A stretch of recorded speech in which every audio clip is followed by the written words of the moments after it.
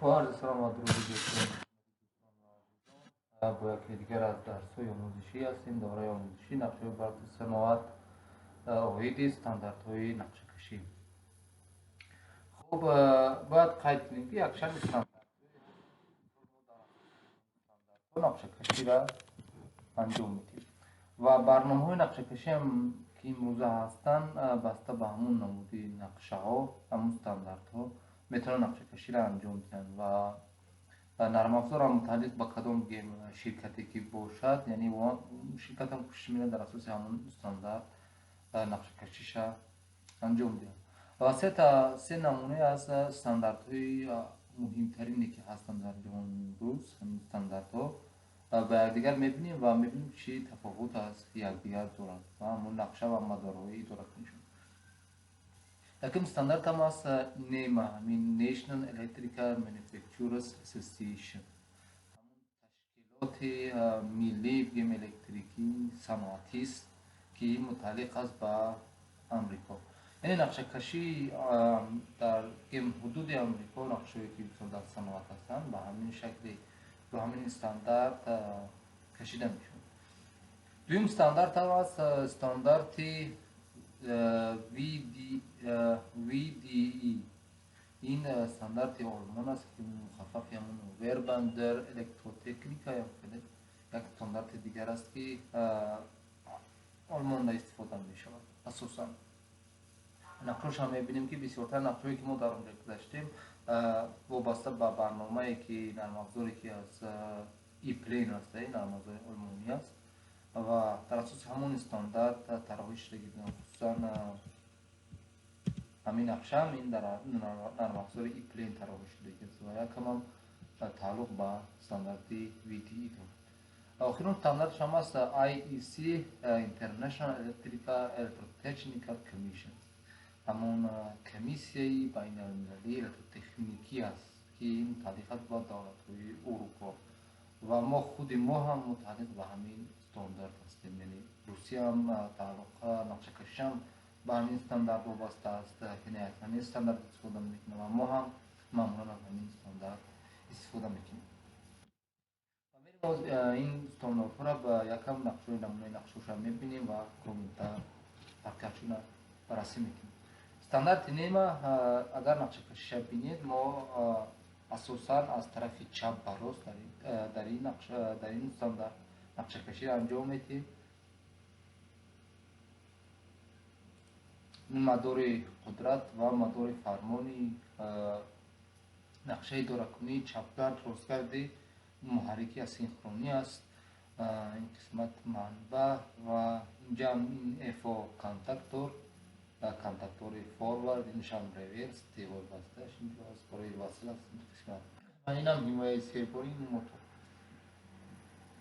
همه مدار فرمان اونها با واسطه ترانسفورماتوری پس کننده استفاده میشه، چون که شدت اونجا نسبت به شدت ما فرقیت دارد و اونا دو تا فاز اینجا استفاده میکنن. داره که میشه بینید استاپ اومد استارت و معمولا در این قسمت حمایه سرباری را میمونن. در اونجا ما در قسمت نیترال با اون خاطر نمیگذاشتیم که اونجا نیترال بود و شاید یکان قسمت هم به زمین پیوست میشد و کار میکرد، اما اینا نیترال ندارن. ترانسفورماتورشون اگر کنید دو تا فاز استفاده میکنید، ترانسفورماتور کسب کننده است.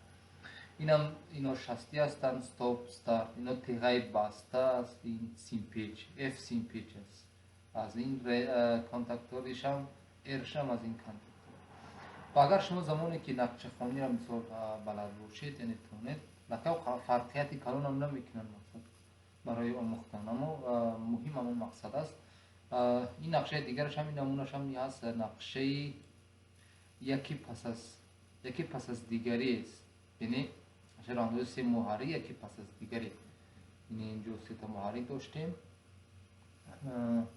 این استارت یکم M1 فعال شد، کانتاکتور M1 فعال شد، اینجا یک M تیغش بسته میشه، ما میتونیم دوم فعال کنیم. اگر دو M فعال شد ما میتونیم سوم فعال کنیم. این حمایه سرباری شد، یعنی نقشه یکی پس از دیگری در استاندارد نیما.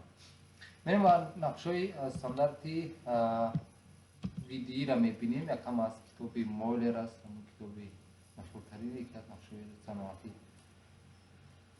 این منوال است همونجا ما از همون نمونه گرفتگی هستم و اینجا میبینیم یک کمک فرقیت از استاندارد خودمون هم مشاهده میکنیم در استاندارد ویتی، اما برخلاف استاندارد نیمه این هم مثل استاندارد IEC از بالا با پایین نقشه کشی انجام میشه. اینجا هم معلوم است این کانتاکتورها هستند. این ستاره سکنجه است، ستاره سکنجه اتوماتی است. اینجا محرک ما است، کانتاکتور یکم، کانتاکتور سکنجه، کانتاکتور ستاره است. قسمتش هم مدار زنجیر اداره کنی است. اینجا کوتاهی همین قسمت است.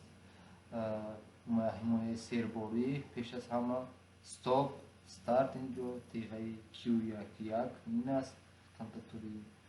کانتاکتور اساسی اینجا گفته است کانتاکتور اساسی Q11 که یک ریلی زمان است. Q13 استار کانتاکتور یعنی ستاره است. این هم سکنجه است و اینجا هم پیوست کنی هم نورا کاملتر اشاره کرده است. و این قسمه این نمود نقشه کشی هم استاندارد ویدی با استاندارد IEC خیلی هم شباهت داره و ما ساده تر نسبت به نیمه میتونیم این نمود نقشه را خواندنش انجام دهیم. و آخرون استاندارد هم استانداردی که خود ما استاندارد IEC از این نقشه که من برنامه موضوع اتوماسیون استودیو طراحی کرده هستم. اینجا هم یکی پس از دیگری اتوماتی است. موتور داریم.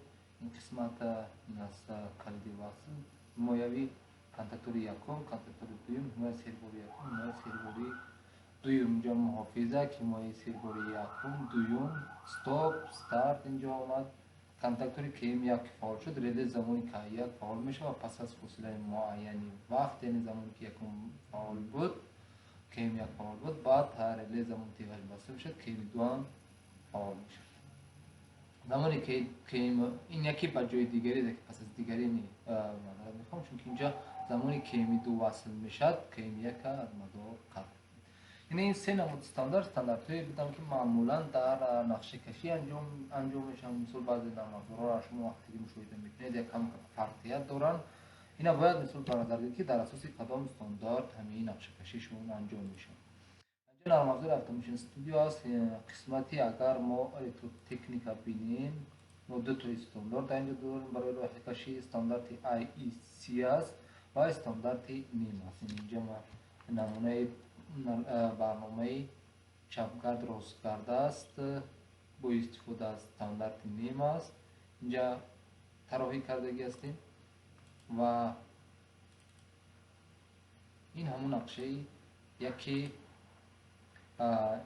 به جای دیگری بود در استاندارد این. اگر اونجا چه بینیم اینجا یکی IESO این استاندارد IEC است و همون گیم ورقه ISO I4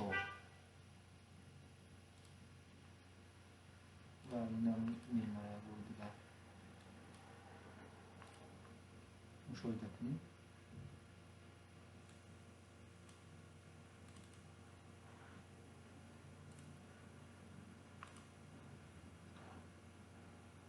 این ورقه ANSI است، یعنی استاندارد نیم تماما فرق میکنه ورقش هم.